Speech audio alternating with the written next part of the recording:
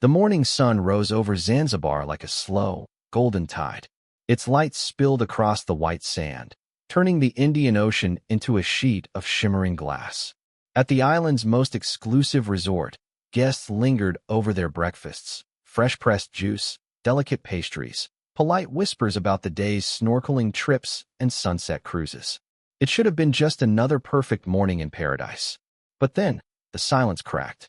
The heavy glass doors of the lobby burst open, and two uniformed officers stepped out onto the polished stone terrace.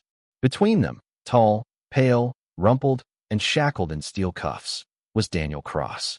Only 37, but in that moment, he looked decades older. His eyes were glassy, unfocused, his jaw clenched. Not from a hangover. No, this was something deeper, something darker. Conversations at the breakfast tables fell into stunned silence. Coffee cups were set down mid-sip. Forks hovered over plates. A few guests even reached for their phones, the instinct to capture the unthinkable overriding the disbelief in their eyes. Daniel didn't look left. He didn't look right. He just kept walking, his shoulders locked, his wrists grinding against the cuffs with each step. And that's when everyone realized who wasn't there. Laura Cross, his wife. The woman he'd arrived with just days earlier, glowing, laughing, holding his hand in the arrival lounge. She wasn't following him out of the lobby. She wasn't standing in the doorway, shouting protests or pleading for his release. She was nowhere to be seen, until the police van pulled up by the service entrance. And there, on a quiet side path meant to keep the ugliness away from tourist eyes, two men in plain clothes wheeled out a black body bag on a stretcher. The zipper was drawn all the way to the top. Laura Cross was inside. Even the ocean seemed to fall silent. The gossip started almost immediately. "What happened?" whispered one guest to another. "Was it an accident? A robbery?" But the officers' grim faces told another story. This wasn't some tragic misstep. This was violence. This was deliberate. Only hours earlier, Daniel and Laura had been just another wealthy American couple chasing their version of paradise. They'd checked into a suite with its own plunge pool, a private butler, and a view that could have been painted by God himself. The trip was supposed to save their marriage. But in a place that promised heaven, hell had arrived before the sun was even high in the sky. And for Daniel Cross, a man once celebrated in Boston boardrooms, the rest of his life had just changed forever. Zanzibar sells itself as a dream. White sands so soft they whisper beneath your feet. Markets perfumed with clove, cinnamon, and the salt of the sea. Nights so warm and alive that music seems to float on the breeze, spilling from open-air bars into the streets like a promise. It's a place people go to escape, to forget who they are back home, and maybe, just maybe, to become someone else. For Daniel Cross, this island wasn't just a vacation spot, it was a last gamble. 6 months of constant fights, cold silences, and a marriage fraying at the seams had pushed him to the edge. Laura had been restless, distant, chasing excitement like a moth circling a flame. He thought if he could just pull her away from Boston, away from the late nights, the so-called friends he didn't trust, maybe he could remind her who they used to be. And what better place to do it than here? A week in a luxury suite, the ocean outside their window, the distractions of the real world thousands of miles away.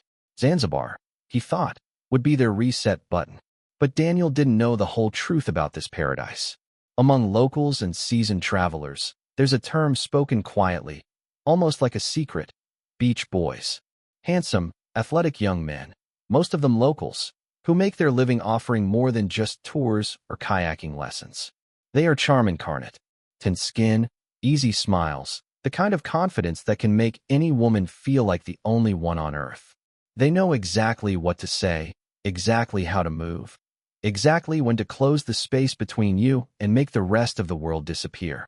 For foreign women, especially those looking for something they've been missing, the pull can be intoxicating.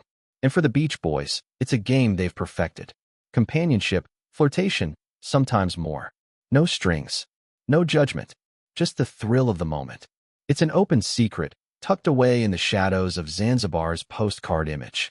One the tourist brochures will never print, but everyone who's been here more than once will tell you in a lowered voice. The island has a way of keeping you busy. Daniel had never heard of it. Laura, on the other hand, she had. Her job in luxury travel had sent her to places like this before. She knew the stories whispered among her colleagues after press trips, stories of women who went home with more than souvenirs in their suitcase. Maybe that's why, when the resort's events coordinator handed them 2 wristbands for the full moon beach party, Laura's eyes lit up. Daniel saw it as a simple night out.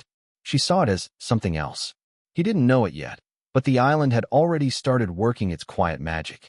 Not the kind Daniel had planned for, the kind that could heal a broken marriage. No, this was the kind that would test it to the breaking point.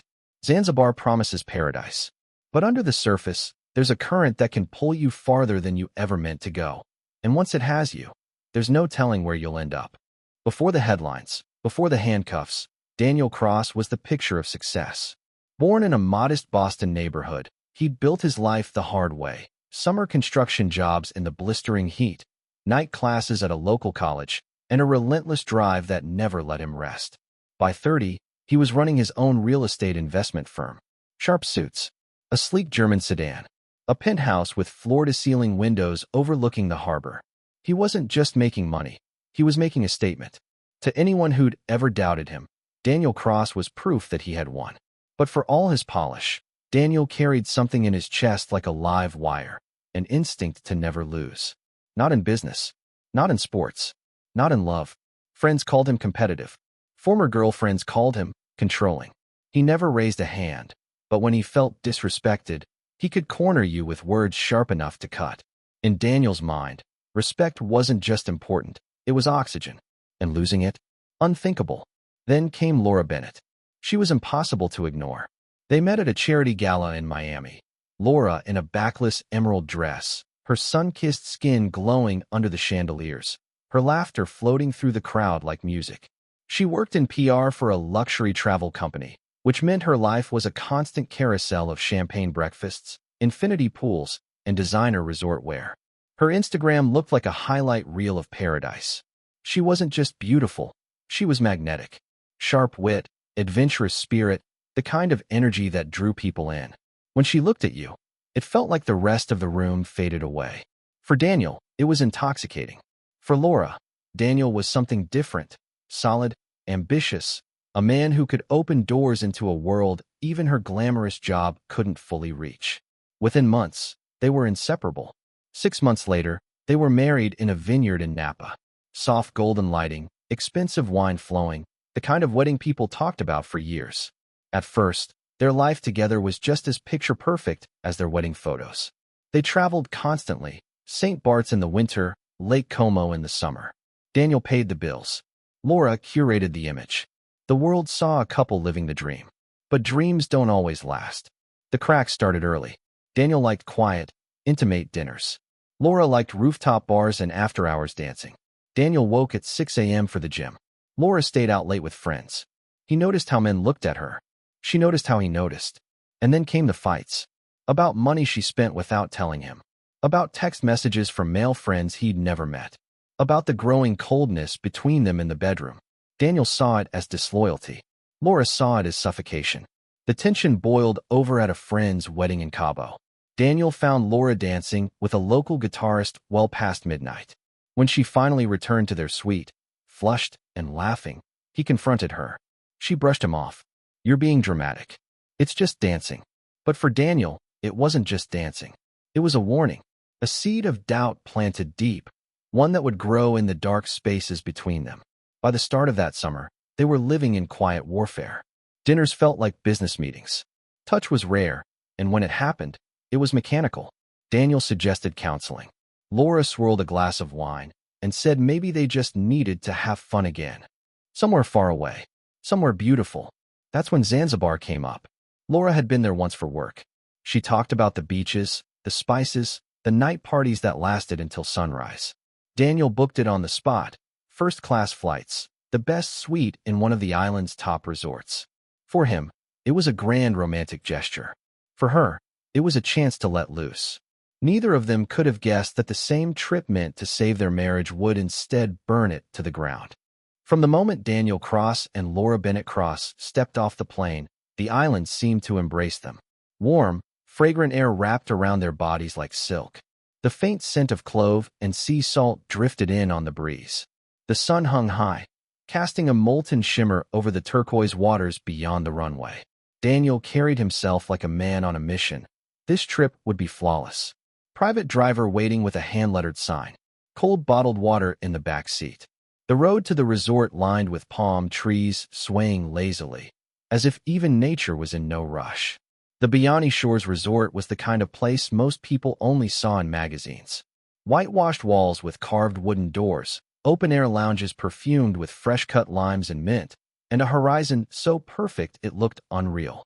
At check-in, staff greeted them with warm smiles, cool towels scented with cinnamon, and glasses of fresh-pressed passion-fruit juice.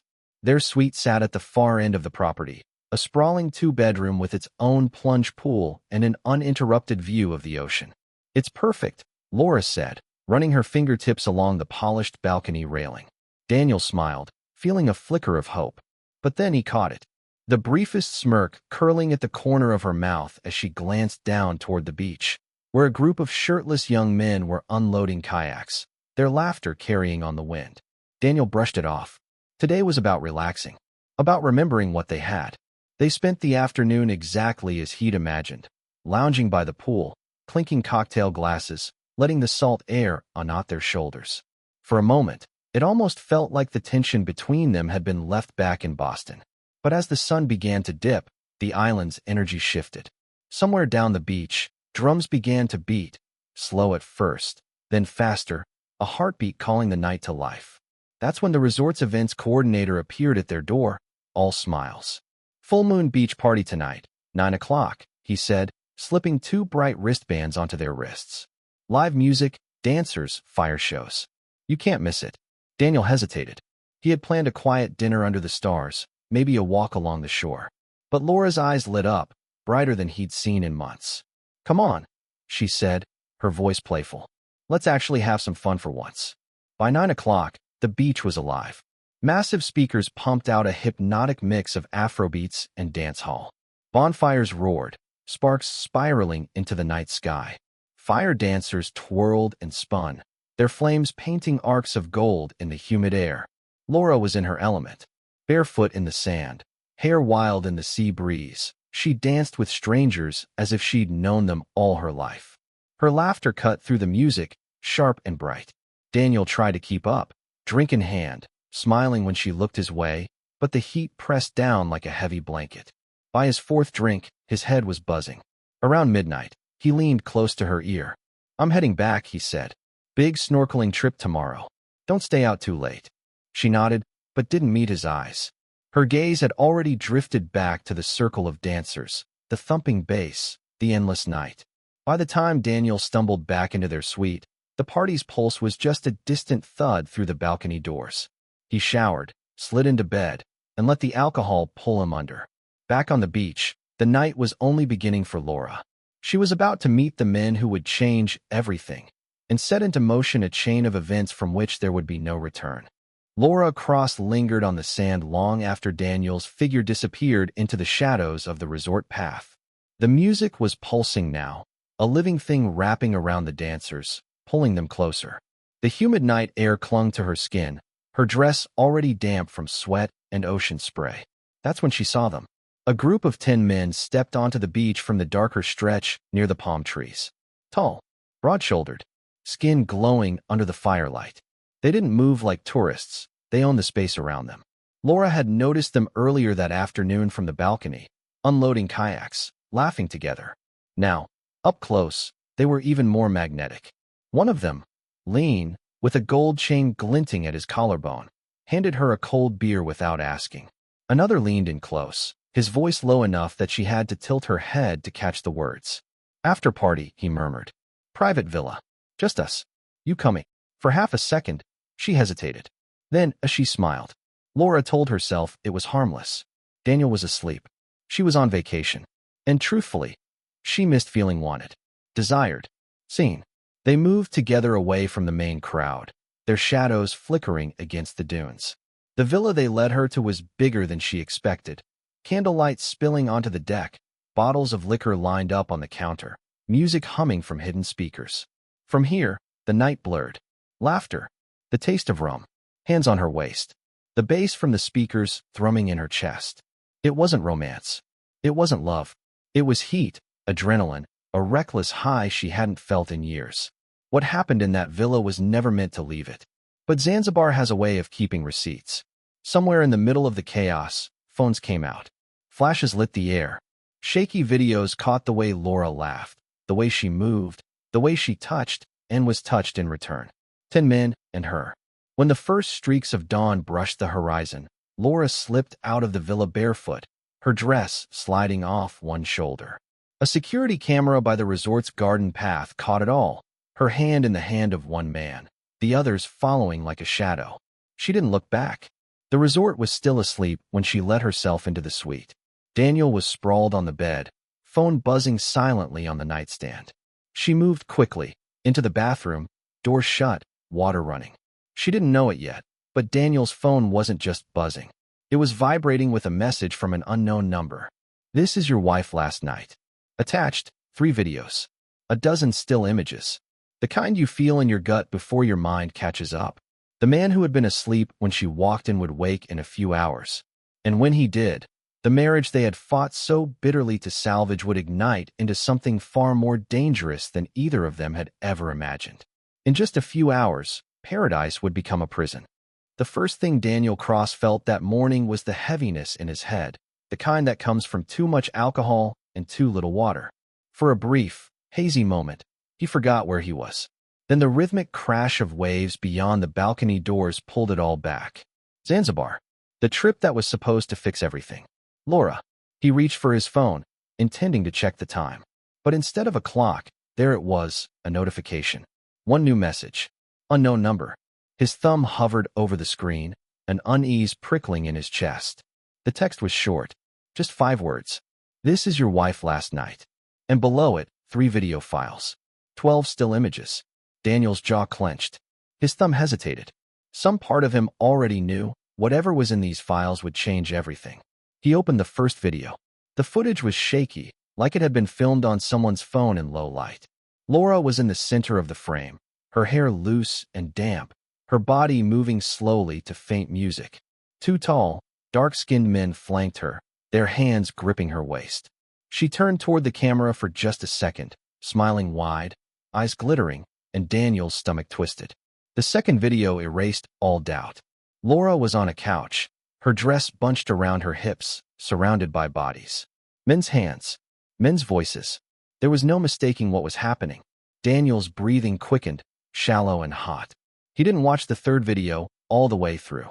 He didn't need to. The sound alone, her laugh, the deep voices around her, the way she called one of them by name, was enough to drive a spike into his chest. By the time he set the phone down, his hands were trembling. Heat spread through his body like wildfire, starting in his chest and pushing outward until his ears rang.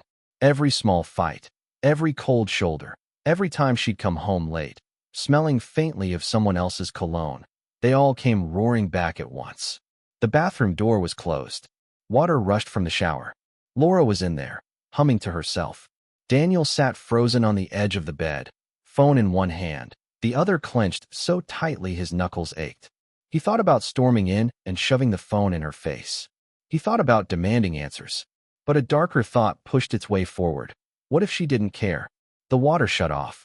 Steam rolled out into the room as Laura stepped out, wrapped in a towel, skin glowing from the heat. "You're up early," she said casually, rifling through her suitcase. Daniel's voice came out low, shaking. "Where were you last night?" "I told you," she said without looking at him. "I stayed at the party. You were passed out before midnight. I missed enough." He held up the phone. The frozen frame glared back at both of them. Her mid-laugh, a man's hand gripping her thigh. Her eyes flicked to the screen, then back to him. No gasp. No denial. Just a shrug. "It was just fun," she said flatly. Then, with a smirk that made his skin crawl, "Daniel, you could never make me feel like that." The words hit him harder than any punch. There was no apology coming. No shame. No explanation that could stitch this wound shut. Laura turned back to her suitcase. "We should just enjoy the rest of the trip," she said lightly. "No point making it worse than it is." "Worse than it is," he repeated, voice cracking. Something in his chest shifted, a dangerous, irreversible shift. 3 steps closed the space between them. Her head snapped up, startled by the sudden movement. "You humiliated me," he said, his voice shaking. "In front of strangers. In front of the whole damn world if they wanted to see it." She yanked her arm from his grip, eyes flashing. "You take everything so seriously. God, Daniel, you're pathetic when you're jealous." And that was the match to the powder. The word pathetic hit Daniel Cross like a hammer to the skull. It didn't just land. It echoed, over and over, each repetition louder than the last. His vision narrowed, red bleeding into the edges. Laura turned away, rifling through her suitcase as if their marriage hadn't just been gutted in front of him. As if the videos didn't matter. As if he didn't matter. "You'll do what you always do," she said without looking at him. "Sulk. Pout. Pretend you're the victim." "God, Daniel." His hand moved before the sentence could finish. Fingers closing around her wrist, spinning her toward him. "Don't you walk away from me." His voice was low, almost unrecognizable. She jerked her arm free, glaring at him. "Or what? You're not in control here." The towel around her loosened, slipping slightly. She didn't bother to fix it, just stood there, defiant, daring him to react. Something inside Daniel broke. In one motion, his hand shot to her throat. The contact was electric, shocking even to him for a fraction of a second. And then it wasn't shocking at all. It felt inevitable. Laura's eyes went wide. Her hands flew up, clawing at his wrists, nails digging into his skin. "Daniel." She tried to speak, but the words were muffled under the pressure of his thumbs pressed hard into the hollow of her neck. He could feel the rapid drum of her pulse beneath his fingertips. Feel it racing, then faltering. All he could see were the images burned into his mind. Her laughing with strangers. Her dress pushed up, her hands on them.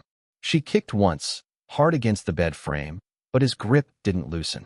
Her nails raked across his forearm, leaving angry red lines. He didn't feel the pain. Her face began to change, color draining, lips parting in a desperate gasp that never fully came. The fight in her limbs weakened. Her eyes, fixed on him in a moment of sudden, terrible realization. He wasn't going to let go. And then, as she stopped, the world came rushing back in. The crash of the waves outside, the faint hum of the air conditioner, the pounding in his own ears. Daniel let go. Laura crumpled to the floor, the towel tangled around her legs, her hair damp against her cheek. Her body was still warm, but utterly still. For a moment, he just stared. The woman he had chased across continents. The woman he had married in a vineyard, who had smiled at him under strings of golden lights. Now nothing but silence at his feet. He stumbled back, chest heaving, hands shaking violently. The room seemed smaller, the air heavier, pressing against him from all sides. The phone was still on the bed, the frozen frame from the video staring up at him. Her face mid-laugh. 10 men in the background. It was over. Not just the marriage. Not just the trip. Everything. For a long moment, Daniel Cross just stood there, staring at the motionless form of his wife on the floor. The air felt heavy, suffocating. The only sound was the relentless rhythm of the waves beyond the balcony, an almost mocking reminder that outside, the world was still perfect. He pressed his palms to his eyes, trying to block the image burned into his mind. But it was no use.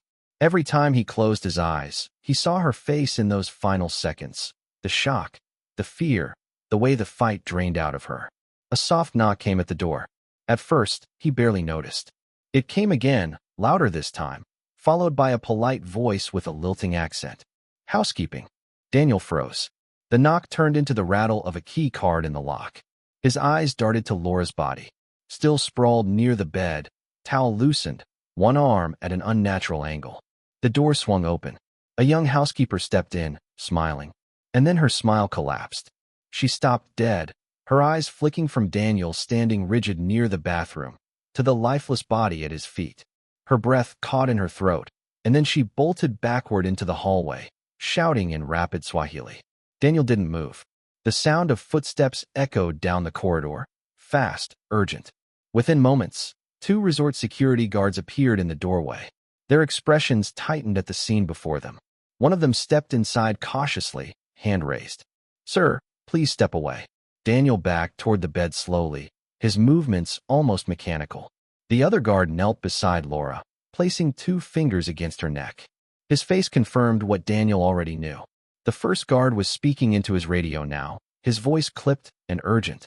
The hallway beyond the open door was filling with murmurs, guests craning their necks, staff whispering in low tones. It didn't take long for the police to arrive.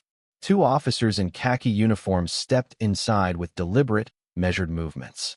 One carried a small camera, the other a leather-bound notebook. "Mr. Cross," the older officer began, "we need you to tell us what happened here." Daniel's voice was flat. "We had an argument. She fell." The officer's eyes swept the room. The marks on Laura's neck, the overturned chair, the scattered contents of her suitcase. "Fell," he repeated, tasting the word as though it was sour. Minutes later, Daniel's phone, still open to the message thread with the videos, was slipped into an evidence bag. He didn't protest. As they led him out of the suite, the murmurs in the hallway swelled. Down by the service entrance, the black body bag was wheeled into a waiting van. And for the first time since arriving in paradise, Daniel felt the weight of a crowd's eyes on him. But no one was admiring him now. By the time Daniel Cross set foot in the courthouse in Stone Town, Zanzibar, the story had already exploded far beyond the island. What had begun as whispers in the resort lobby was now headline news across 2 continents. An American businessman, a luxury resort, a beautiful wife found dead, and the salacious detail that guaranteed wall-to-wall coverage. 10 local men, a night of debauchery, and explicit videos sent straight to the husband's phone hours before the killing. From the moment the media caught the scent, there was no stopping the swarm. On the morning of the trial, the narrow street outside the Zanzibar High Court was packed. Reporters shouted questions over one another. Photographers jostled for position, their camera flashes popping like firecrackers. Local vendors sold bottled water and roasted peanuts to the growing crowd, as curious residents pressed forward for a glimpse of the American killer. Daniel arrived in a dark SUV flanked by 2 armed officers. Gone were the tailored suits and polished shoes, replaced by a plain white shirt, loose trousers, and hair that had grown longer, streaked with gray. He kept his head down as the reporters hurled questions. "Daniel, do you regret it? Was this revenge for the videos? Did you plan it, or did you just snap?" He didn't answer. Inside, the air was heavy, the heat thick despite the open windows. Ceiling fans hummed lazily overhead. The gallery was crammed with journalists, diplomats, and a scattering of locals lucky enough to get a seat. On one side sat the prosecution team, led by State Attorney Joseph Nallo, a man with a sharp gaze and a reputation for cutting cross-examinations. On the other, Daniel's defense team, headed by Kenyan attorney Patrick Moiru, brought in with funds from Daniel's family back in Boston. The prosecution wasted no time setting their tone. This was deliberate. A crime of rage, rooted in humiliation, triggered by graphic proof of his wife's sexual involvement with multiple men during their vacation. Not an accident. Not a slip. Murder. They began with the evidence. Security camera stills of Laura walking barefoot through the garden path at 2:13 a.m., holding hands with 2 men, the others trailing behind. Testimony from the resort's security manager, describing how he found Daniel calm but distant in the suite, his wife's body on the floor. Then came the videos. The judge cleared the courtroom of non-press spectators, ruling that the explicit material could only be shown to the jury and attorneys. But descriptions of the footage were entered into the record, enough to make the reporters' pens fly furiously across their notebooks. The prosecution's star witness was the forensic pathologist. In precise, clinical terms, she detailed the bruising on Laura's neck, the damage to the cartilage in her throat, and the hemorrhaging in her eyes. "These injuries," she said firmly, "are consistent with manual strangulation. They could not have been caused by a fall." When it was the defense's turn, Moiru painted a different picture. Yes, Daniel and Laura had fought. Yes, she had been with other men that night. But Moiru argued this was a crime of passion, the act of a man blindsided by betrayal, pushed into a moment of emotional devastation. He spoke of Daniel's lack of prior violence toward his wife, of the couple's troubled history, of the hope Daniel had placed in this trip to save their marriage. The defense brought in character witnesses from Boston, friends, business associates, who described Daniel as a man of integrity, a devoted husband who had gone to great lengths to keep his marriage alive. They also didn't shy away from painting Laura in a more provocative light, highlighting her late nights, her social media posts, the rumors about her fidelity. The implication was unspoken but clear. She had provoked him. Nalo bristled. In one fiery rebuttal, he leaned over the podium. Mr. Cross's wife could have made any choices she wanted in her private life. That does not give him the right to take her life. This is not Boston. This is not a Hollywood movie. This is murder. The most emotional moment came when Maria Bennett, Laura's younger sister, took the stand. Through tears, she told the court about their last phone call days before the killing. She told me they were fighting again, Maria said, voice breaking. But she also said she thought this trip might be a turning point. She didn't know it would be the end. When it came time for Daniel to testify, his lawyers debated whether it was wise. In the end, he took the stand. At first, his voice was steady as he spoke about their marriage, the arguments, and the morning he found her dead. But when he reached the moment his hands closed around her neck, his composure cracked. I wasn't thinking, he said, tears streaking his face. It was like something snapped. I just wanted her to stop laughing at me, to stop humiliating me. I didn't mean to kill her. I swear to God, I didn't mean it. The cross-examination was brutal. You didn't mean to kill her? Nalo pressed. Then why didn't you let go? How many seconds does it take to stop a human heart, Mr. Cross? How many chances did you have to stop before she stopped breathing? Daniel had no answer. When the closing arguments ended, the judge gave the jury their instructions. First-degree murder, second-degree murder, or manslaughter. The deliberations lasted 2 days. When the verdict came back, the room fell silent except for the hum of the ceiling fans. Guilty of second-degree murder. Daniel's shoulders sagged as the words were read. The sentence, 25 years in a Tanzanian maximum security prison, would come 1 week later. The courtroom was so still it felt as if the air itself was holding its breath. Even the lazy hum of the ceiling fans seemed quieter, their slow rotation slicing through the heat in heavy, deliberate beats. Daniel Cross stood as the interpreter read the verdict aloud in English. 25 years in a Tanzanian maximum security prison. No possibility of parole for at least 2 decades. For a man who had built his life on control, freedom, and status, the words landed like a slow, crushing collapse. Daniel didn't cry. He didn't protest. He simply lowered his head, jaw tight, as if absorbing a blow he'd known was coming but still wasn't ready to take. Behind him, the gallery stirred. Some whispered that the sentence wasn't enough. Others murmured that it was fair. In the front row, Maria Bennett clutched her mother's hand. Maria wept openly, tears streaming down her cheeks, shoulders shaking. Her mother, face carved from stone, stared straight ahead. When reporters later asked how she felt, her voice was cold, steady. No sentence will bring Laura back.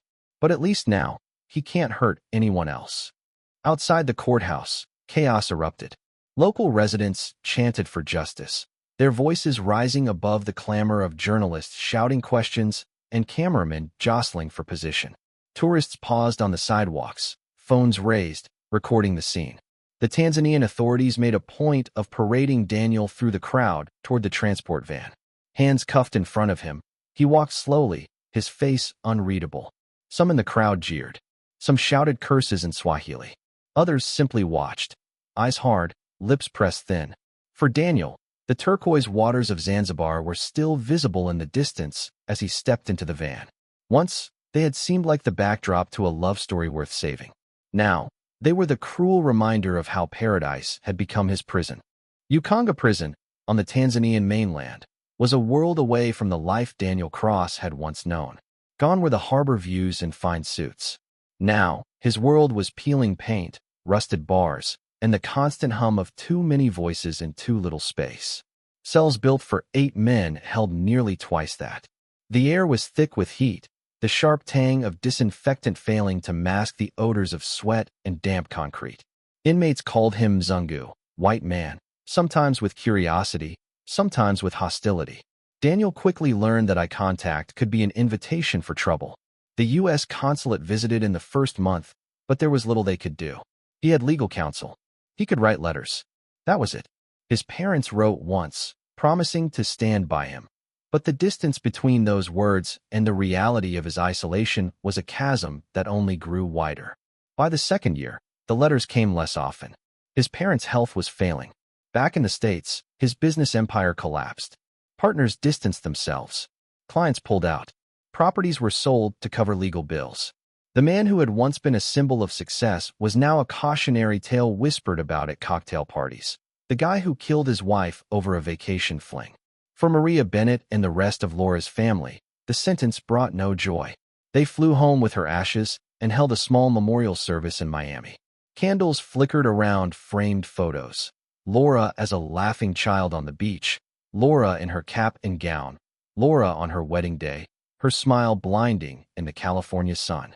Friends spoke of her adventurous spirit, her laugh that could light up a room. Others, more quietly, admitted she could be complicated, sometimes reckless, sometimes pushing people away.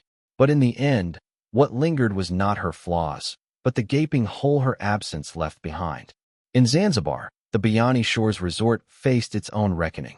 Bookings dropped in the months after the killing. Management quietly phased out the wild full moon parties that had once been a signature attraction. The villa where the videos were allegedly filmed was shuttered for renovations, though staff whispered it had remained untouched, frozen in time, a room no one wanted to enter. Online, the debate never died. Hashtags shifted from hashtag Justice for Laura to hashtag Lesson from Zanzibar. Arguments flared over betrayal, jealousy, masculinity, and control. Some called Daniel a cold-blooded murderer. Others insisted that anyone in his position might have snapped. True crime podcasts and YouTube channels picked apart every detail, each framing the story their own way, some sympathetic, others merciless. In prison, Daniel kept his head down. He worked in the library, sorting worn paperbacks and outdated newspapers. Sometimes, late at night, he replayed that morning in the suite over and over. The videos, the confrontation, the moment his hands closed around her neck. He told himself, even now, that he hadn't meant to kill her. But deep down, in the quiet that came after lights out, he could never explain why he hadn't let go. For Laura's family, the years didn't heal. Birthdays, holidays, even random Tuesdays carried the weight of her absence. But they clung to one thing, that her story might make someone, somewhere, think twice before letting pride, jealousy, or rage take the wheel. And on the island, the legend of the case settled into local folklore, whispered to tourists as a warning about what happens when paradise turns dark. The sea still glittered. The beach parties still played their music. But somewhere beneath the postcard beauty lingered the memory of a marriage that came here to heal and left in handcuffs and ashes.